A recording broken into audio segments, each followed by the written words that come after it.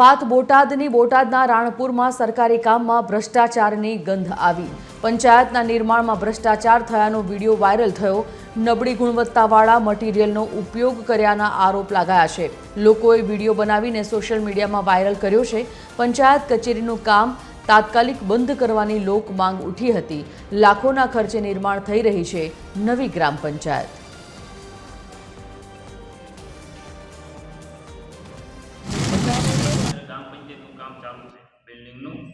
नवनिर्माण थई रह्युं छे। अमे 5 दिवस पहला जे बांधकाम करवामां आव्युं हतुं तेनी अमे चकासणी कीधी। चकासणी करता अમને એવું જાણવા મળ્યું કે જે બનાવવામાં આવ્યું છે તે એકદમ નબળી ગુણવત્તાનું બની રહ્યું છે। જે 5 દિવસ પહેલા બાંધકામ કરવામાં આવ્યું તેને અમે જોયું તો તેમાં રીક્ષને તિયાડી પડી ગઈ છે અને એકદમ નબળી ગુણવત્તાનું મટીરીયલ વાપર્યું એવું લાગે છે। સિમેન્ટ અને રેતીથી જ બનાવવામાં આવ્યું છે। તેમાં કપચીનો ઓછો ભાગ છે। જો તેને અડવામાં આવે તો લાપસી ગળે વેરાઈ જાય છે। તમે વિડીયોમાં જોઈશો। અને અમારે વિરોધ કોઈ ગ્રામ પંચાયત હારે કે કોઈ કોન્ટ્રાક્ટર હારે નથી। અમારે વિરોધ ફક્ત એવો છે કે તમને જે વર્ક ઓર્ડર આપવામાં આવ્યો છે, જે રીતનું તમને બાંધકામ કરવામાં આવ્યું છે તે રીતનું મટીરીયલ તમે વાપરો, એવી તમારી ગામ લોકોની માગણી છે।